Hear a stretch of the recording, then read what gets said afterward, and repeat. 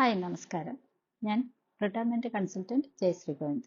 ഇന്ന് ഞാൻ സംസാരിക്കുന്നത് ലൈഫിലെ റിസ്കിനെ കുറിച്ചാണ്. രണ്ട് തരം റിസ്ക്കാണ് ലൈഫിലുള്ളത്.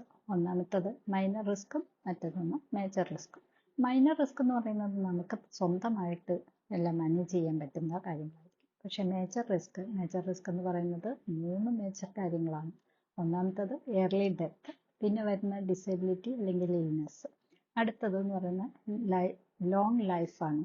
അതായത് നമ്മളെല്ലാവരും വിചാരിക്കാറുണ്ട് നമുക്ക് പെട്ടെന്ന് ഒരു അൺസർട്ടനിറ്റി സംഭവിച്ചാൽ അത് ചിലപ്പോൾ നമ്മുടെ കയ്യിൽ നിന്ന് പോകുമല്ലോ, നമുക്കതിന് മാനേജ് ചെയ്യാനായിട്ട് സാധിക്കില്ല. അതുപോലെ തന്നെയാണ് പെട്ടെന്ന് ഒരു ക്രിട്ടിക്കൽ ഇൽനെസ് വന്നു കഴിഞ്ഞാൽ അല്ലെങ്കിൽ ഒരു ഡിസേബിലിറ്റി സംഭവിച്ചാലും നമ്മുടെ ഏണിങ്സ് എല്ലാം സ്റ്റോപ്പ് ആവുന്നു, ആകെ കൂടെ ബുദ്ധിമുട്ടായിപ്പോകും. അതും നമുക്ക് മാനേജ് ചെയ്യാൻ സാധിക്കില്ല. പിന്നെ നമ്മൾ വിചാരിക്കുന്നതിനേക്കപ്പുറം കുറേ നാളുകളേക്ക് നമ്മൾ ജീവിച്ചിരിക്കുകയാണെങ്കിലോ അത് അതിനേക്കാളേറെ ബുദ്ധിമുട്ടാണ് അല്ലേ. ചിലപ്പോൾ ചില ആളുകൾ കേൾക്കാം 100 വയസ്സ് വരെ എന്നൊക്കെ. അങ്ങനെ വരുന്ന ആ ഒരു സന്ദർഭത്തിൽ നമ്മൾ ഒട്ടും പ്രതീക്ഷിക്കാതെയാണ് നമ്മൾ കൂടുതൽ കാലം ജീവിക്കേണ്ടി വരുന്നത്. അപ്പോൾ അതിനനുസരിച്ച് കൂടുതൽ ഫണ്ടും നമ്മുടെ കയ്യിലുണ്ടായിരിക്കണം. ചിലപ്പോൾ നമ്മുടെ ഹെൽത്ത് ഇഷ്യൂസ് ഒക്കെ ആയിരിക്കും, നമുക്ക് ചിലപ്പോൾ കൃത്യമായ രീതിയിലൊന്നും എഴുന്നേറ്റ് നടക്കാനോ ഒന്നിനും പറ്റാത്ത രീതിയിലാണ് നമ്മൾ ജീവിക്കുന്നതെങ്കിൽ അത് അതിനേക്കാൾ വലിയ ബുദ്ധിമുട്ടാണ്. അപ്പോൾ ഇതെല്ലാം നമ്മളുടെ കയ്യിൽ നിന്ന് പോകുന്ന കാര്യങ്ങളാണ്. ഇതിനെ മാനേജ് ചെയ്യാൻ നമുക്ക് പറ്റില്ല. പക്ഷേ ഇത്തരം റിസ്കുകളെ നമുക്ക് ട്രാൻസ്ഫർ ചെയ്യാം മറ്റേ ഇൻഷുറൻസ് എന്ന രീതിയിലേക്ക്. അപ്പോൾ ചെറിയ കാര്യങ്ങളൊക്കെ നമ്മൾ മാനേജ് ചെയ്യുന്നു, വലിയ കാര്യങ്ങളെ നമ്മൾ ട്രാൻസ്ഫർ ചെയ്യുന്നു. എന്തെങ്കിലും ഇൻഷുറൻസിലേക്ക് നമ്മൾ ട്രാൻസ്ഫർ ചെയ്യുന്നു.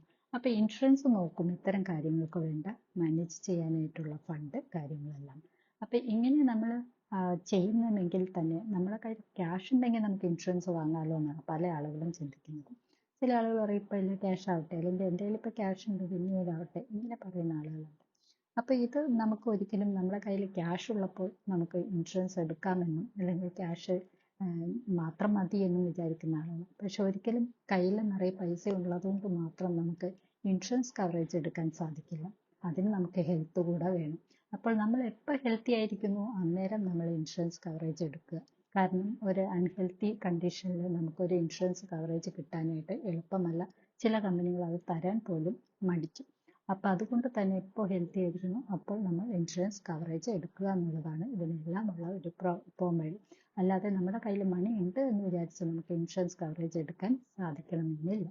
അപ്പോൾ ഈ ഒരു വീഡിയോ നിങ്ങൾക്ക് ഉപകാരപ്രദമാവുമെങ്കിൽ തീർച്ചയായും ലൈക്ക് ചെയ്യുക, കമൻറ്റ് ചെയ്യുക. കൂടുതൽ വീഡിയോയുമായി വരും വരെ ടേക്ക് കെയർ, ബൈ.